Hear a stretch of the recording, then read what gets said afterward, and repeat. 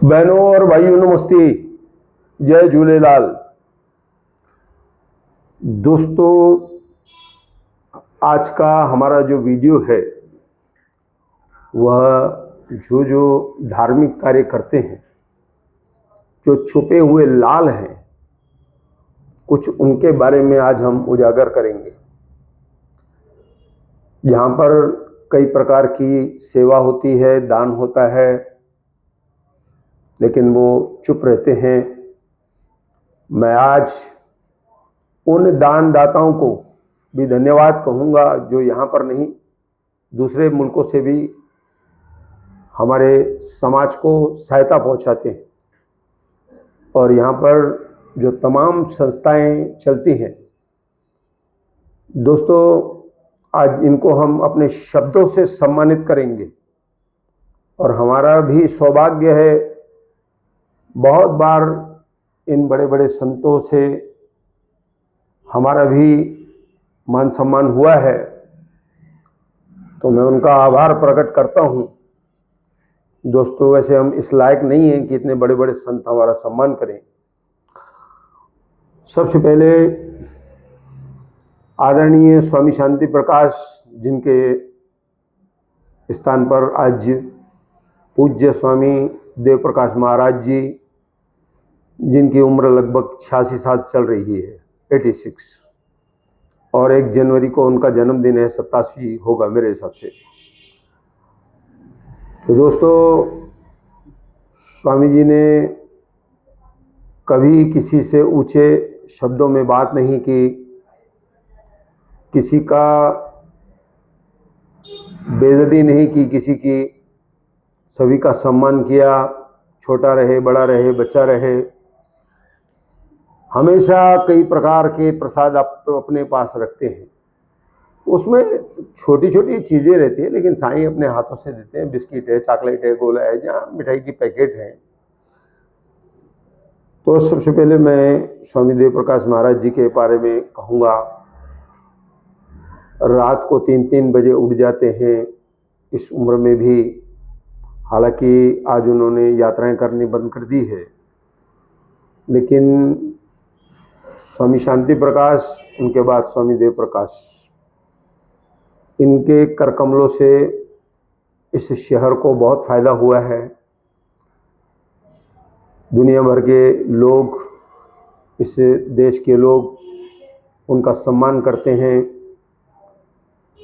दोस्तों, सबसे पहले मैं जो जानता हूँ, स्वामी जी के ज़माने से गौशाला चलती है, स्कूल चलता है, बुढ़ा आश्रम चलता है, अस्पताल चलता है।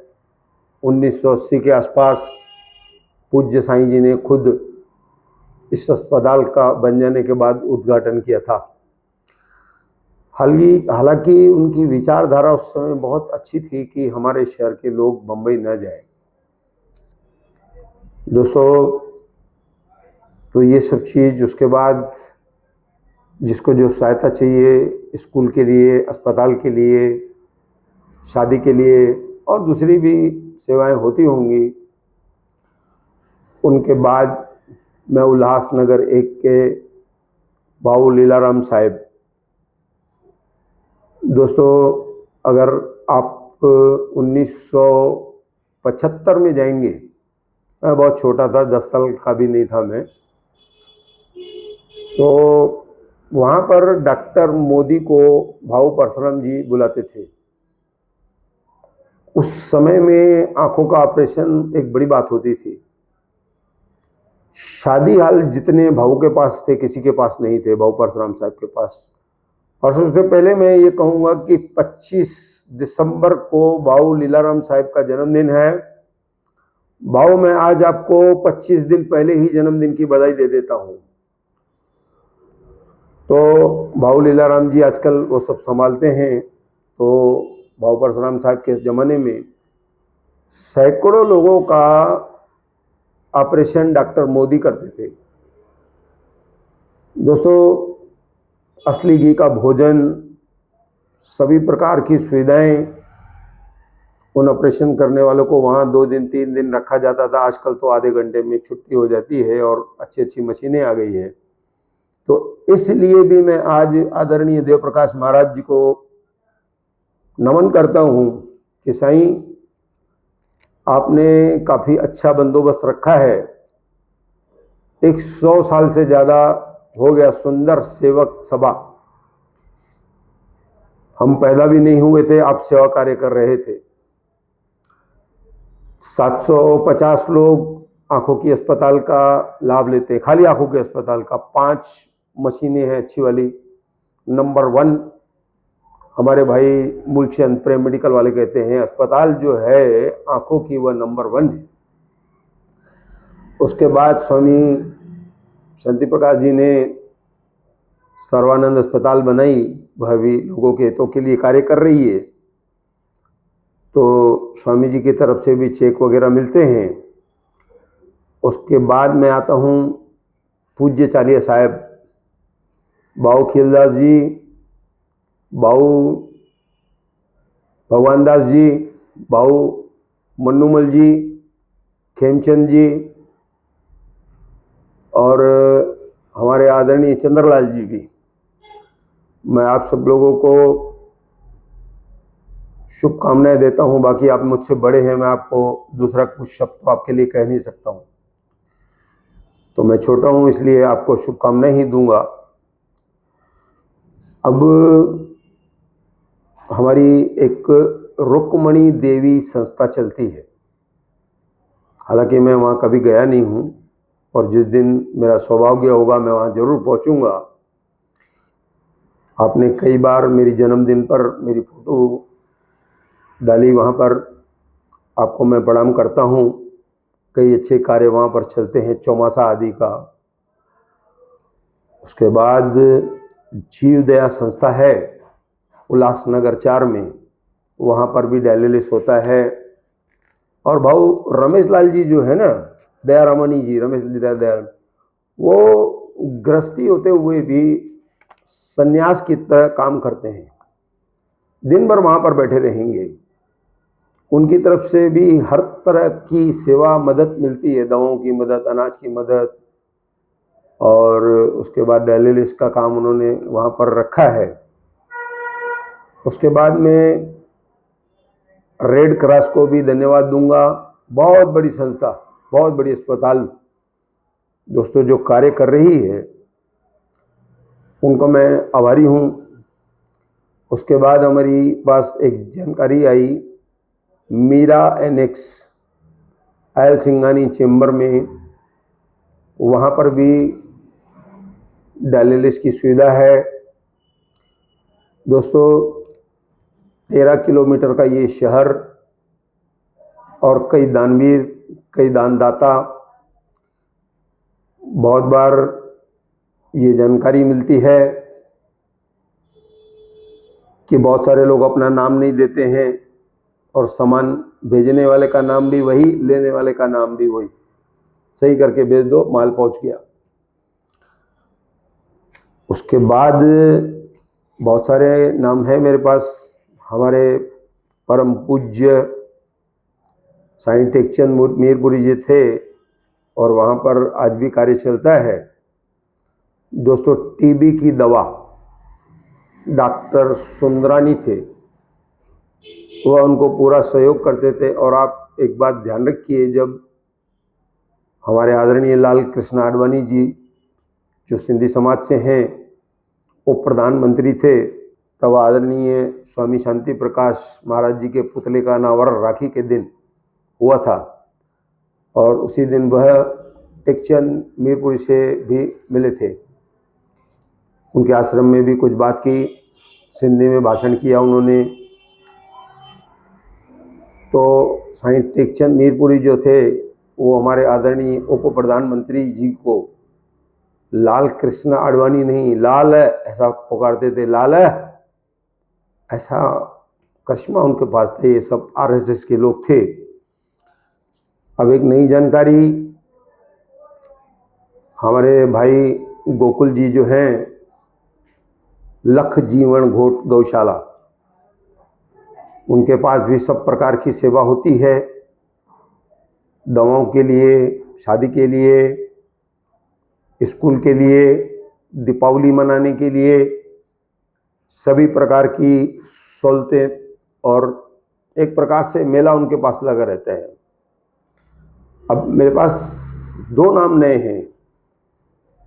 एक थाने के दादा गुरमुख दास, 70 साल से ज़्यादा इनकी उम्र है, कोपरी कॉलोनी थाने। दोस्तों, ये अपने साथ हमारे आदरणीय भाई मन्नूमल की तरह, मालिशवाला मन्नूमल है, उनकी तरह लोगों को पिंड दान कराने के लिए ले जाते हैं, और बहुत सारी सुविधा उनकी तरफ से रहती है। बहुत अच्छा स्थान जहां मुकर्रर किया जाता है रहने के लिए, और खाने पीने का। यहाँ से गाड़ी चलेगी तो जगह जगह पर टाइम के अनुसार 2-2, 3-3 घंटे में बहुत सारे सेवादार हैं जो नाश्ता आदि पहुँचाते हैं, उनको भी धन्यवाद है, और पिंड भरवाते हैं ये। उसी तरह से मन्नूमल मालिश वाले भी हैं। दादा गुरमुख दास जो है, उनके बारे में बताया गया कि एक थैली रखते हैं, उसमें आपको जो भी पैसा डालना है पिंड का, उसका कोई फिक्स नहीं है। मन्नूमल मालिश वाले हो गए। उसके बाद एक व्यक्ति ऐसा है जो कुछ सालों पहले तक मनपा में काम करता था। वह बेचारा खुद के पैसे से जो लावारिस प्राणी शमशान घाटों में उनकी जो अस्थियां रहती है, उसको अपने खर्च पर प्रवास मतलब विसर्जन करता था, पूजा करा करके। उनको भी धन्यवाद है। उसके बाद बाबू लीलाराम जी का नाम मैंने लिया।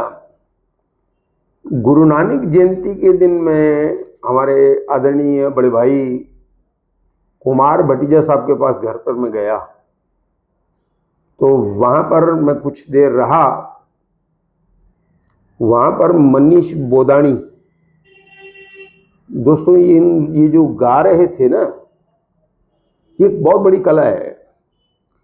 विनोद अग्रवाल जी की तरह कंटिन्यूस गा रहे थे। मेरे दिल को छू गए उनके जो आवाज थी। जब मुझे उनसे मिलाया गया तो उन्होंने भी कहा डॉक्टर साहब से कि इनकी पहचान मत देना, ये पहचान के मोहताज नहीं है। बोधानी भाई, मैं आपको प्रणाम करता हूं। तो इस तरह से ये जो संस्थाएं चल रही हैं, काम कर रही हैं, इनको मैं कोटि कोटि प्रणाम कर रहा हूं। गौशालाएं चल रही हैं, लोग घास खिलाने जाते हैं, लोगों को दूध मिलता है। दोस्तों, एक नाम मैं लेना भूल गया, बहुत जरूरी है और मैं क्षमा चाहता हूं। हमारे साईं आदरणीय कालीराम साहब बहुत सारे मेले मनाते हैं। पिछले दिनों उन्होंने बहुत बड़ी वर्षी मनाई, मैंने पढ़ा था। 24 घंटे भोजन, पत्रकारों को बुलाकर उनका सम्मान करना हर साल एक बहुत बड़ी बात है, बहुत बड़ा कार्य होता है, मैंने देखा है। पूज्य थायरा सिंह दरबार, दोस्तों 24 घंटे कालीराम साहब की तरह वहां बहुत साल से चलता है। भोजन चलता है, किसको कितना चाहिए थैली भर के ले जाओ, थाली में ले जाओ, वहां बैठ के खाओ, आपको देंगे वहां पर प्रसाद। बहुत बड़ी बात है कि उनकी तरफ से प्रभात फेरी निकलती है हर साल गुरु नानक जयंती पर, रोज निकलती है, और आखिरी में बहुत बड़ी, दुनिया की सबसे बड़ी प्रभात फेरी उनको कहा जाता है। तो दोस्तों, ये दोनों भाई भी, भाई टिल्लू भाई साहब और उनके भाई जसकीरत सिंह, मैं उनको भी प्रणाम करता हूं। हमसे मिलते हैं, प्रेम देते हैं। वहां पर हम कभी गए तो वहां पर भी प्रेम मिलता है। दवाओं का लंगर नामक उन्होंने वो चलाया है, दवाखाना जहां डॉक्टर रहते हैं, इलाज होता है। महीने में एक बार मुंबई की एक रेड क्रॉस अस्पताल वाइकला रेट्स के पास एक स्टेशन है दोस्तों, जो हार्बर लाइन के उसके बाहर एक हॉस्पिटल है। वहाँ पर नेक और गले का कैंसर का हॉस्पिटल, जिसकी फीस बहुत बड़ी है। महीने में एक दिन यहाँ पर इन संतों के पास आते हैं, निःशुल्क लोगों को देखते हैं। कुछ लोगों की संख्या रहती है, मैं आपको बता रहा हूँ। तो दोस्तों ये ज़्यादा आप वहाँ से जानकारी ले सकते हैं। तो इनकी तरफ से एक महान कार्य होता है, मैं कभी जाकर देखता हूँ। तो गुरुद्वारे में हमारी बहुत सारी आदरणीय बहनें जो वहाँ पर सेवा करती हैं, गुरु साहब अक्सर वहाँ पर सुखमनी, गुरु साहब, वाट साहब चलता रहता है। उसी तरह हमारे यहाँ जैसे कि चालिया साहब में भी बहुत सारी माताएं आकर सेवा करती हैं, सब्जियां वगैरह छिलकर देने का। साईं कालीराम जी के पास भी मैंने देखा कि हमारी माताएं वहाँ पर भी सेवा करती हैं।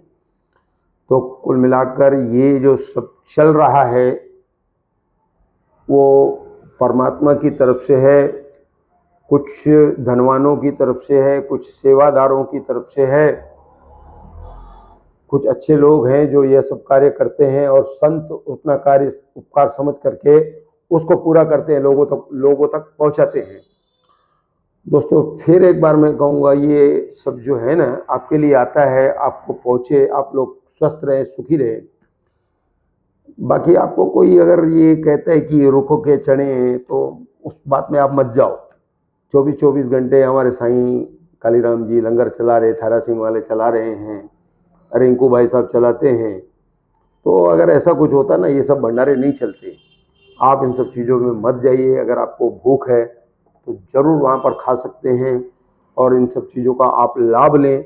ऐसा कहकर मैं धन्यवाद कहता हूँ, और मैं पूज्य संतों को भी नमन करता हूँ, जो इतना बड़ा कार्य हमारे शहर में चलाते हैं, और पूरे देश में विदेशों में हमारे संतों का नाम है, और लोगों के लिए जो वो सेवा देते हैं, मैं उनको भी प्रणाम करता हूँ। हमारे मुल्क से भी जो लोग सेवा देते हैं, बहुत सारे चेक आते हैं, मुझे ऐसा मालूम है, तो उन सबको मैं प्रणाम करता हूँ, धन्यवाद देता हूँ कि भैया आप लोग आगे भी इसी प्रकार से इन गरीबों की सहायता करते रहते हैं। ऐसा कहकर मैं आप लोगों को हाथ जोड़ता हूँ।